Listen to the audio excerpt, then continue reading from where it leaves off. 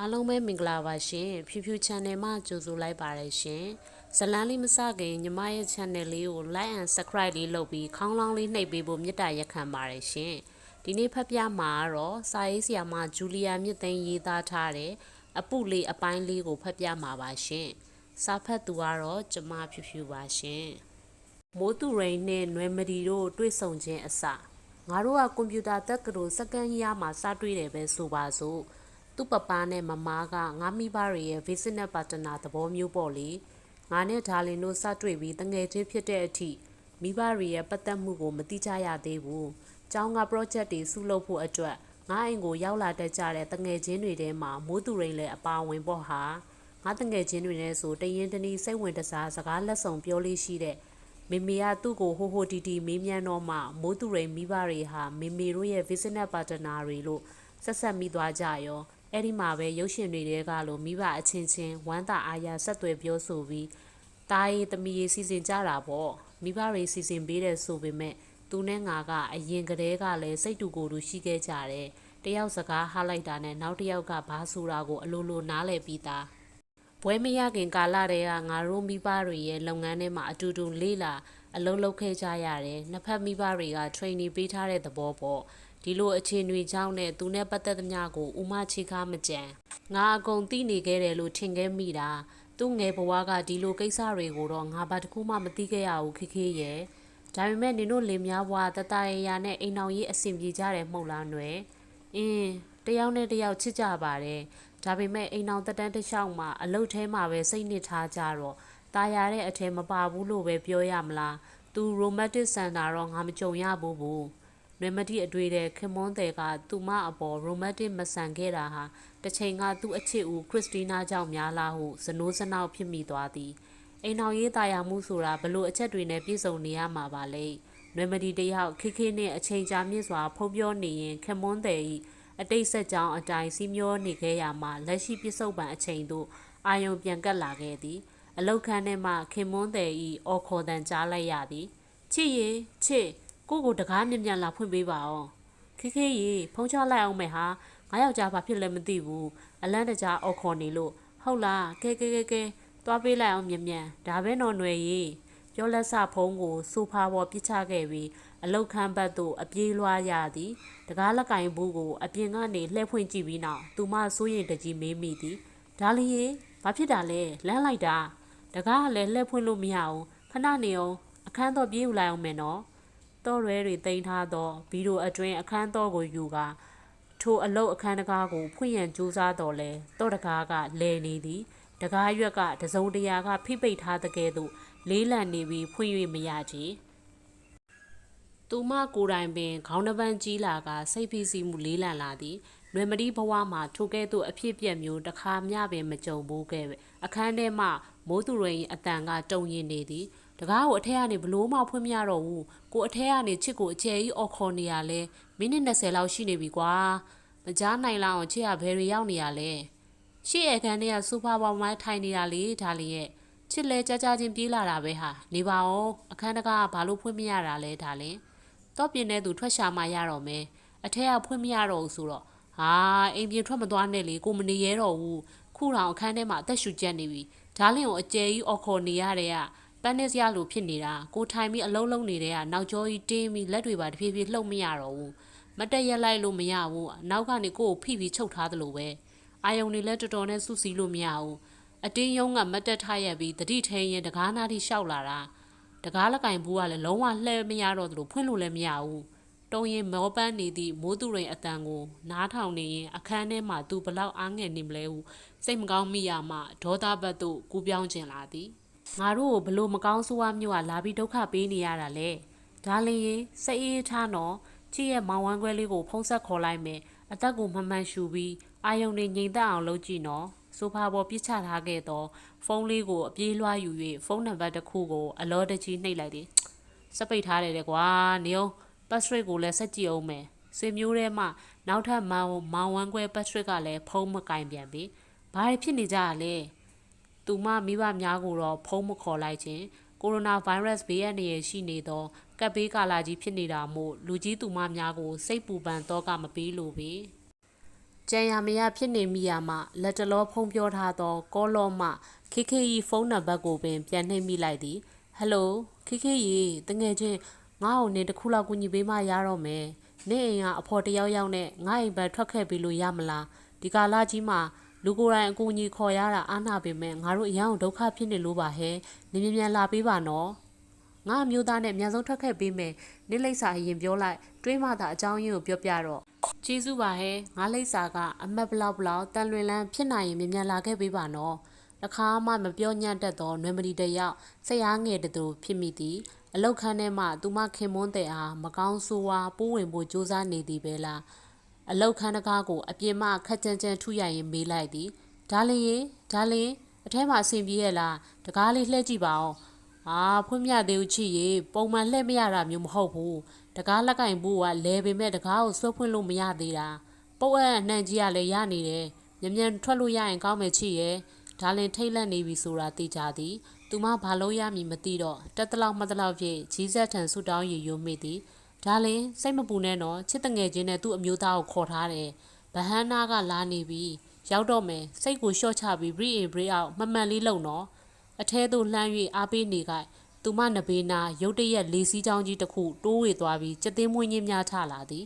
မိဖို့ကန်းထဲမှဥခွက်ပကံများပြုတ်ကျတမ်းပလတ်စတစ်ပုံရွှေ့နေတမ်းများတပြိုင်နက်တည်းထွက်ပေါ်လာခဲ့သည်ထိုအတမ်းများကိုခင်မွန်းတယ်မကြားလားဟုယူဆပြီးတကားကိုလှည့်ဖွင့်ကြည့်ရန်ထပ်မံတိုက်တွန်းလိုက်သည်ဒါလျင်အထဲကနေထောက်ဖွင့်ကြည့်ပါဦးစူးစမ်းကြည့်ပါဦးနော်မိုးသူရိန်မှလည်းတကားကိုမှီ၍ထိုင်နေပုံရသည်တကားလက်ကင်ဘူးလေးလှည့်ဖွင့်နေတမ်းကြားရပြီးနောက်တကားပွင့်သွားသည်သူမ၏ခင်မွန်းတဲ့ကိုဝမ်းသာအားရပြေးဖက်ရင်ငိုချလိုက်မိသည်မိုးသူရိန်၏ကြောပြင်တစ်ပြင်းလုံးချွေးများဖြင့်ဆူရွှဲနေလေသည်သူအထဲမှကြုံခဲ့ရသည့်အ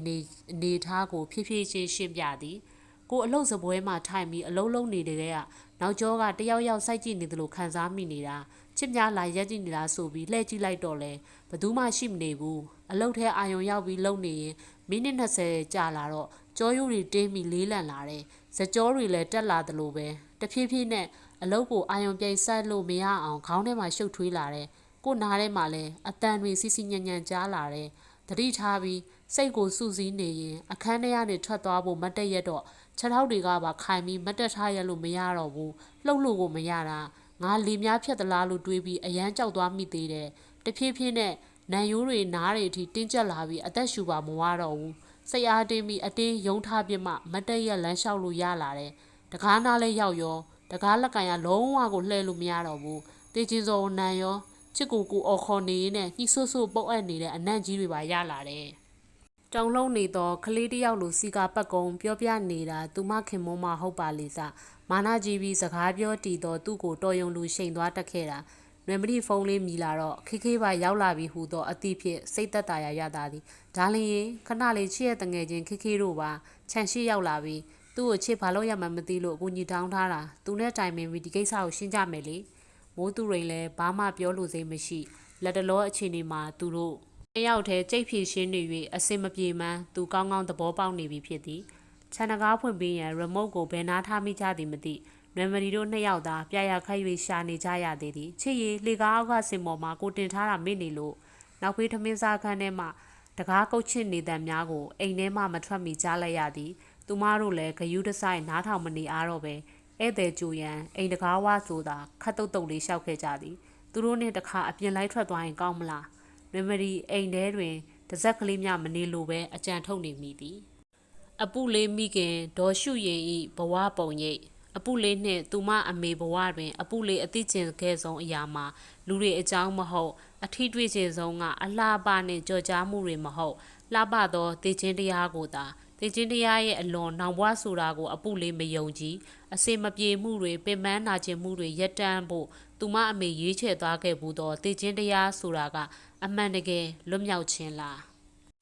သူမနာမည်ကမရှုရင်မိဘများမှာတရုတ်ပြည်မဘက်မှမြန်မာနိုင်ငံသို့လာရောက်အခြေချခဲ့သောကုန်သည်များဖြစ်ပြီးငွေကြေးပြည့်စုံသည်မွေးချင်း6ယောက်ဖွားမြင်ခဲ့ပြီး2ယောက်မှာငယ်စဉ်ကပင်ရင်းနစ်ကတိမ်ပါသွားခဲ့သည်မိသားစုတွင်မရှုရင်အပါဝင်သားသမီး4ယောက်ကျန်ရည်သည်ကျန်သော4ယောက်ထဲမှအမွှာ2ယောက်မှာညံရီချွတ်ရင်းနေသူများဖြစ်ပြီးမရှုရင်နှင့်သူမအထက်ကအကို1ယောက်သာအကောင်းပတိရှိလေသည်မရှုရင်နှင့် သူ့အကိုကသာမိဘများ၏ကုန်တဲ့အလုပ်ကိုစက္ကန့်ကူညီနိုင်ခဲ့ကြသည်မရှုရင်ကသူမ၏မိသားစုဘဝကိုကျိန်စာသင့်သောဘဝဟုမြင်သည်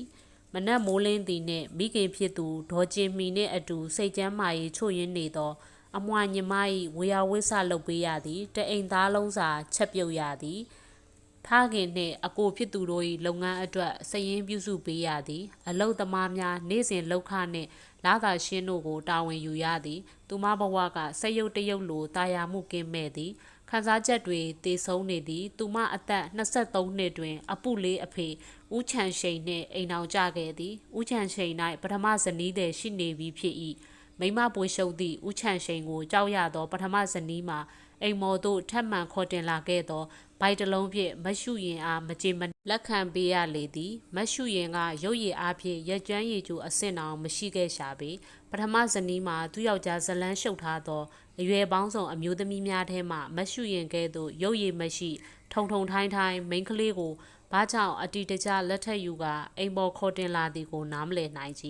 သူမအသက်43နှစ်ရှိနေတာတောင်အသက်20ကျော်ယုံရှိသောမရှုရင်ထက်ကြီးကောင်းနေသေးသည်အကြောင်းသိလာရသောအခါမရှုရင်တို့မိသားစုကငွေကြေးတောင်းတင်းခိုင်မာပြီးဥချန်ရှိန်နဲ့လက်ထက်လိုက်ပြီးနောက်တရုတ်တိုင်းရင်းစီလုပ်ငန်းခွဲနှင့်တကွလူကုန်ထံရိတ်တာမှအိမ်နှင့်ခြံဝင်းတို့ကိုပါလက်ဖွဲ့လိုက်ကြောင်းသိလိုက်ရသည်ပထမဇနီးကမရှုရင်ကိုတွေ့ချင်းတိတ်မုံလာသေးသည်မဟုတ်တော့လဲသူမထက်နောက်ခံအတိုင်းဝိုင်းတောင့်တင်းနေသည်ကိုသိလိုက်ရသောအခါမနာလိုစိတ်ဝင်တိုစိတ်များဆင့်ကဲဖြစ်ပေါ်လာသည်ကိုဝင်မရနိုင်သောသူမထက်စားလျင်ဘိုက်ထဲမှဥချန်ရှိန်၏မျိုးဆက်ကိုလွယ်ထားရသောမရှုရင်ကနေရာရသွားနိုင်မည်မဟုတ်ပါလားတကယ်တော့ဥချန်ရှိန်ကသူ၏မျိုးဆက်ပြတ်သွားမှစိုးရိမ်နေသူတယောက်ဖြစ်သည်သို့ဖြစ်ပင်ကိုဝင်လွယ်ထားရသောမရှုရင်အားဥချန်ရှိန်ရှေ့မှရောနောက်မှပါအနိုင်ကျင့်စော်ကားတတ်သည်အသက်ရွယ်ငယ်သေးသောမရှုရင်ကိုထိမ့်ချုပ်ကင်တွယ်ထားရန်လဲကြိုးစားလာခဲ့သည်ဥချန်ရှိန်ကငွေမျက်နှာတစ်ခုတည်းကြည့်၍မရှုရင်ကိုလက်ထပ်ခဲ့ပြီးပထမဇနီးကအနိုင်ကျင့်စော်ကားနေသမျှကိုကာကွယ်မပေးဘဲလစ်လူရှုထားခဲ့သည်မရှုရင်မိဘများတတိထားမိလောက်အောင်စိုးသောအနေထားရောက်မှဝင်၍ထိန်သောသဘောရှိသည်ကိုအချိန်များကမရှုရင်ဘဝ၏အခါသီးဆုံးငရဲခမ်းများသာဖြစ်တော်သည်မရှုရင်ကသူမမိဘများထံမိတို့ပင်တိုင်တယ်ရင်ဖွင့်ပါစေသူတို့ပြန်ပြောနေကြစကားကအိမ်အောင်ရေးဆိုတာဘသူကြည်ဒီတိုင်းကြည့်ပဲညီမကြုံရတာမဟုတ်ဘူးကိုကမခံကျင်လို့ကွဲတော့ဘာဖြစ်မလဲညီပဲတစ်ခုလက်တလင်ကွာဖြစ်သွားမှာလင်ယောက်ျားမရှိရင်မတင့်တယ်ဖြစ်မစိုးလို့ငါတို့စီးစိမ်ခွဲပေးပြီးလက်ဖွဲ့ထားတာကြပြက်ကရက်မလုံးမယ်မကြံနဲ့နော်ကြားလားသားယောက်ျားလေးကိုသာတန်မိုးထားတတ်ကြသောမိဘများမှုမရှုရင်ဘက်ကရက်တီပေးမိသူမရှိခဲ့ပေဥချန်ရှင်၏အတိမတ်ပြုခြင်းကိုမရရှိခဲ့ပထမဇနီးနှိပ်စက်သမျှကိုလည်းခါးစည်းခံနေရင်မှမရှုရင်ကိုဝင်ရစ်မာလာခဲ့သည်အမုန်းတရားပြည့်ရှံနေသောနှလုံးသားကကန်ဆိုးမှုမောင်ကြခြင်းကိုအမြင့်ဆုံးခေါ်ဆောင်လာတတ်၏ဦးချန်ရှင်၏ပထမဇနီးမှာတအိမ်ခင်စာ Final Stage ရောက်နေပြီဟုသိလိုက်ရခြင်းထိုအမျိုးသမီးအတွက်အရာရာနောက်ကျခဲ့လေပြီသူမ၏နောက်ဆုံးနေ့ရက်များကလွန်စွာတူတောင်းလာသည်မရှုရင်ကိုကြေကွဲစာကြည့်ရင်ပြောသွားခဲ့သောတောင်းပန်စကားတဲ့တဲ့ကိုလည်းမရှုရင်မိတို့များခန်းစားတုတ်ပြန်လိုစိမ့်မရှိတော့ကြမကြမီပါပင်ပထမဇနီးတဲ့ကွယ်လွန်သွားခဲ့တော့သည်မရှုရင်ကဥချန်ရှင်၏ပထမဇနီးနေရာသို့အလိုလိုရောက်လာခဲ့ရတော့လဲပွေရှုပ်လွန်သောလင်ဖြစ်သူကိုဆက်ဆုပ်ယွန်းရှာစိတ်ဖြစ်သာပေါင်းသင်းနေထိုင်ခဲ့ရသည်တိတ်မကြမီမှာပင်သူမကိုဝင်ဆောင်ထားရသောသမီးလေးကိုဖွားမြင်လာခဲ့လေသည်တစ်ချိန်ကမရှုရင်တို့အိမ်၌ညစာလာရောက်စားတော့ကြရင်လူစိတ်မဲ့စွာမူးယူစော်ကားခဲ့ခြင်းကြောင့်ရရှိလာခဲ့ရသောသမီးလေးကိုတော့ဦးချန်ရှင်ကထူးဆန်းစွာချစ်မြတ်နိုးနေခဲ့သည်သမီးလေးအားအထိန်အယံများစွာထားပြီးလူလေသေးမရှိအောင်လဲစောင့်ရှောက်စီခဲ့သည်သို့တော့ဦးချန်ရှင်၏ရက်ဆက်ကြမ်းကြုတ်သောအမူအကျင့်ကတိတက်ကာစားသမီးလေးရှိမှပါမရှောင်မရှုရင်အားအလိုမကျလျင်တွေ့ရပန်းအိုဆွဲ၍ကောက်ပေါက်တတ်သည်ခံပြင်းလွန်းလာသောမရှုရင်ကအာမတန်ပဲပြန်ခုခံခြင်းလာလျင်သူမ၏လက်နှစ်ဖက်ကိုလိန်ချိုးကမှတ်လောက်သားလောက်အောင်ရိုက်နှက်ပြတတ်သည်ဦးချန်ရှင်၏တရားပြုကျင့်မှုကြောင့်ရရှိလာခဲ့သောဒီကလေးမှသူမထက်စားလျင်ကံကောင်းနေသေးသည်သူမဘဝကနှိမ့်ချလွန်နေပြီဟုမရှုရင်နာကြီးမိလာသည်တက်တောင့်တက်တာဘဝကိုရနေသောသမီးလေးကိုလုံးဝမမြင်ကျင်လောက်အောင်မုန်းတိမိသည်ကလေးကသူမနှင့်ရုပ်စင်ပြီးမချောမလဖြစ်နေသည်ကိုလည်းမုန်းသည်ဘသူကိုမှပုံချခွင့်မရှိသောအမုန်းတရားများကမရှုရင်ရှင်သန်နေရသောဘဝကိုပါအစိတ်သင့်လာစေခဲ့သည် သူမ၏အသက်36နှစ်အရွယ်၌ကိုတချမ်းလေဖြန်းသွားခဲ့လေသည်စေကူတာမှုခံယူပြီးနောက်ဖြည်းဖြည်းချင်းတက်တာစားပြုလာတော့လဲမရှုရင်၏စိတ်အခြေအနေကတော့ပို၍ပင်ဆိုးလာခဲ့သည်ဒီအတိုင်းကြည့်လိုက်ရင်မရှုရင်ကလူကောင်းပကတိပုံစံဟုထင်ရတော့လဲသူမအုံနောက်ဘဲဘက်ချမ်းသွေးကြောများက20ရာခိုင်နှုန်းကကောင်းကောင်းအလုံးမလုံးနိုင်တော့ကြီးအုံနောက်သွေးကြောပေါင်းများစွာထဲမှအချို့သွေးကြောများအတွင်သွေးခဲများပိတ်ဆို့နေသေးသည်ထို့ကြောင့်ဆေးတောက်ကအုံနောက်သွေးကြောမှသွေးခဲကိုဖျော်ချနေရသောအခြေအနေတွင်ရှိနေသည်သူမ၏အတိတ်အဖြစ်ပြက်နေရာဌာနအချို့လူနာမြေအချို့ကိုမေ့နေပြီးစာရေးသားခြင်းဖတ်ရှုခြင်းများကိုပါမပြုနိုင်တော့ကြရန်ဖန်ရန်ခါတော့လေခက်ရေးရေးမှတ်မိနေတတ်သည်မှတ်ညံတချို့ဝေဝါးသွားသည်ကိုပင်သူမကျေးဇူးတင်နေမိသည်ဘဝရဲ့မှတ်ညံများကညင်းငွေစရာမုန်းတိစရာကောင်းလာသည်ကိုနာကျင်မှု၏အထို့အထိပ်မှစွန့်စားခြင်းဖြစ်သည်ဟုမရှုရင်ယူဆသည်ဒုက္ခများမှထွက်ပြေးနားခိုရာမှတေမင်း၏ရင်ဝင်ပင်ဖြစ်လိမ့်မည်ညင်းငွေစရာရက်များဖြတ်တန်းခဲ့ပြီးနောက်သူမအသက်38နှစ်ပြည့်သောမွေးနေ့တွင်စာရေးဖို့ပင်မလွယ်ကူတော့သောမရှုရင်တယောက်တေမင်းကသာအငိမ့်ညမ်းဆုံးနားခိုရပဲတိလာကောင်မလေးဟုရေးထားသောစာတစ်စောင်ကိုအိတ်နေသောအပုလေး၏ခေါင်းဘေး၌ထားခဲ့ပြီးမိမိကိုအဆုံးစီရင်သွားခဲ့လေသည်အပုလေးရဲ့အိမ်မက်ဆိုကောင်းကောင်းအိမ်မပြောသေးသောအပုလေးမှာအမေကသူမဘေး၌စာရွက်ခေါက်လေးချကညင်ညင်တတထွက်သွားတာကိုသိနေခဲ့သည်ထူးဆန်းသောအပြုတ်မှုရှိနေသောမိခင်နောက်သို့အပုလေးတိတ်တဆိတ်လိုက်သွားခဲ့မိသည်အမေကသူမနာကိုဘာကြောင့်လာခဲ့ပါလိမ့်အမေနောက်ကိုသာလိုက်သွားရင်အပုလေးကိုစကားတွေများပြန်ပြောပေးလိမ့်မလားနေမထွက်သေးခင်ဝီလီဝလင်းမှာရာသီဥတုကခက်စိမ့်စိမ့်အေးနေသည်ခြံထဲတွင်စိုက်ထားသောပန်းနက်လေးများကမှုပြတ်နေသည်အမေခြံထဲမှာထိုင်မလို့များလားသို့တော်အမေတရွေ့ရွေ့သွားနေသောနေရာကကားကိုယ်တော်စီသို့ကိုယ်တော်အပေါ်ထက်ကိုးရှိရာလှေကားပေါ်သို့တက်သွားသည်ဘာရဲ့မသိအပူလေးကြောတဲ့စိမ့်သွားသလိုခံစားရသည်အမေနောက်ကိုစက်မလိုက်ရဲတော့သလိုတစုံတရာကလိုက်မသွားစေရန်ပိတ်ဆို့ထားတဲ့ကဲ့သို့အပူလေးစိတ်ထဲမကောင်းသောအငွေ့သက်များကိုခံစားနေရသည်ဝါကျင်းချင်းမိအောင်အောက်ကအမေအပြုမူမှန်သမျှကိုဂိုးတောင်တကားနောက်မှစ၍ချောင်းကြည့်နေမိသည်ကိုးပေါ်ရှိတစ်သားလက်ရမ်းမှာကျိုးဝေတစ်ခုကိုတင်းအောင်ချီနေတာတွေ့ရသည်တအောင်ကြတော့အမေလှေကားပေါ်မှဆင်းလာပြန်သည်အပုလေးရင်တွေဒရိတ်ဒိတ်ခုန်နေသည်အမေဘာလုံးနေမှန်းသိချမသိပေမဲ့ကြောက်စိတ်တွေဖြစ်မိသည်အပေါ်တဲ့လက်ရမ်းကနေတွဲလောင်းချထားသောကျိုးရှည်၏အစုံတွင်ဝင်းဝိုင်းတစ်ခုကျစ်နေအောင်ခြိထုံးပြီးသိချသွားစစ်ဆေးနေသည်သူမတွဲလောင်းချခဲ့သောကျိုးကိုပြန်မော့ကြည့်ပြီးအမေကျင်နှက်စွာပြုံးလိုက်သည်တစ်သားခွေးချေခုံမြင့်တစ်လုံးကိုဆွဲယူကာအာယူ၍တက်လိုက်သည်တေမင်းတီသာခိုးလုံးရာတေမင်းတီသာခိုးလုံးရာထို့သို့စက်တိုက်ရေရွတ်ပြီးနောက်ဟဟပပရေမောနေသည်အမေဒီလောက်ရေနေတာမျိုးအပုလေးတစ်ခါမှမတွေ့ဘူးခဲ့ပါအမေအပုလေးရင်တဲကခေါ်လိုက်မိတာလားသူမရဲ့နှုတ်ကထွက်သွားသလားမသေးကွယ်သို့တော်အမေကအပုလေးပုံးကွယ်နေသောတကားဝနာကိုလှမ်းကြည့်ကစိမ့်စိမ့်ဆာဆာပြုံးပြလိုက်သည်အမေရဲ့ကြောင်စီစီမျက်လုံးတွေကမူမမှန်ခြေထောက်အောက်ကတစ်သားခုံကိုရုတ်တရက်ကန်ထုတ်ပစ်လိုက်ပြီးနောက်အမေခြေထောက်များရုံးကန်လှုပ်ရှားနေခဲ့သည်အချိန်အနည်းငယ်ကြာသောအခါထိုလှုပ်ရှားရုံးကန်နေကြသောအမေခြေထောက်များငြိမ်သက်သွားကြလေတော့သည်မိခင်ဖြစ်သူကိုတားမြစ်ခြင်းတစုံတရာမပြုဘဲရက်ကြည့်နေခဲ့သောအပုလေး၏မျက်ဝန်းအစုံမှာမျက်ရည်ဦးများဖြင့်ဆွတ်လာခဲ့သည်ထို့နောက်အိမ်မကြီးရှိရာသို့တရွေ့ရွေ့ပြန်လျှောက်သွားခဲ့သည်အေးချန်ထားခဲ့သောစာရွက်လေးကိုအပုလေးအမြဲသိမ်းထားခဲ့သည်သူမကိုဖွားမြင်ပေးခဲ့ခြင်းမှလွဲ၍ဘာဆိုဘာမှမပေးခဲ့သောအမေရဲ့နောက်ဆုံးအမွေသာဖြစ်သည်ရေးထားသောအဓိပ္ပာယ်ကိုအပြည့်အဝနားမလည်တော့လဲထိုစာရွက်လေးကိုသူမတန်ဖိုးထားသည်အမေတူတူလေးရေရိုးမိတိုင်းအမေနှင့်ပတ်သက်သောနှွေးထွေးသွားစရာအမှတ်တရကိုပုံဖော်မရခဲ့အမေလက်ချောင်းတူတူတုတ်တုတ်လေးများဖြင့်အပုလေးလက်ကိုစုပ်ကင်ထားစီခြင်းခဲ့ဘူးသည်အမေသပင်ခွေခွေကောက်ကောက်လေးများကိုစော့ကစားခြင်းခဲ့မိသည်အမေခွန့်ပေးသည့်ထမင်းလုတ်လေးများကိုစားခဲ့ဘူးသည်သို့တော်ပပားရှိန်ကသာအပုလေးကိုကောက်ချီပွေးဖွက်နှမ်းရှုပ်တတ်သည်လိုအပ်တာမှန်သမျှဝယ်လာပေးသည်ခလေးထိန်များကိုလည်းသူသမီးမျက်နာမညှိုးစေရန်တတို့မှကြားနေတတ်သည်ဖခင်ဖြစ်သူကထိုသို့ဂယုတဆိုင်ရှိပေးတော်လဲအပုလေးဘယ်တော့မှမပြုံးပျော်နိုင်ခဲ့ပြီပပားရှိန်ကအိမ်မှာခေါ်ထားသောအိမ်အကူတွေကိုဖင်ပုတ်ကောင်းပုတ်လောက်က နေရာတကာရောဝင်နေတတ်သည်တခါတရံအောက်ထက်ကအိမ်အကူတွေထားသောအခန်းထဲဝင်သွားပြီးတော်တော်ကြာတဲ့အထိထွက်မလာခိုင်းစရာတစ်ခုခုရှိ၍အပူလေးအော်ခေါ်နေသောအခါမှထိုအခန်းထဲမှပပားရှိန်ကထွက်လာတတ်သည်အေးလက်ကြီးကောင်းတဲ့ငါသမီးလေးဝက်နှစ်ဖွားလေးကိုဂယုစိုက်ကြဟိကြားလားသူတစ်ခုဖြစ်ရင်တော့နင်တို့အသေးပဲနော်နှုတ်မှလည်းတောင်စီရီမရပြောကအခန်းထဲမှထွက်လာတတ်သည်ပပားကခလေးထိန်တွေကိုဆက်ဆံတလောက်တောင်အမေပေါ်ရင်းနီးမရှိခဲ့ဘူးတာအပူလေးတတိထားမိသည်ထိုမိမများနဲ့ဆိုလျင်ရေမောပြုံးရွှင်လို့အမေက